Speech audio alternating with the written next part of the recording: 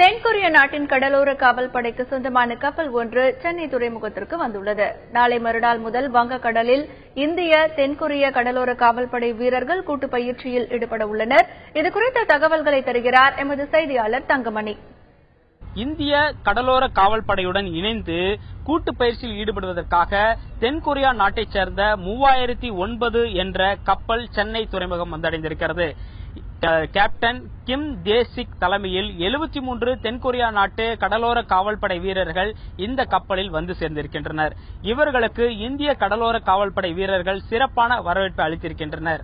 வருகின்ற 10ஆம் தேதி வெள்ளிக்கிழமை அன்று இந்திய கடலோர காவல்படையும் தென்கொரியா கடலோர காவல்படையும் இணைந்து சென்னை அருகே வங்கக்கடலில் கூட்டு பயிற்சியில் ஈடுபட இருக்கின்றனர்.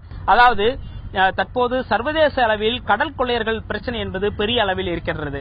எனவே பொதுவாக கடல் கொள்ளையர்களிடமிருந்து எப்படி காப்பாற்றிக் கொள்வது, அவர்களை எப்படி தாக்குவது, அவர்களிடமிருந்து கப்பல்களை எப்படி காப்பாற்றுவது போன்ற பயிற்சியில் எல்லாம் ஈடுபட இருக்கிறார்கள்.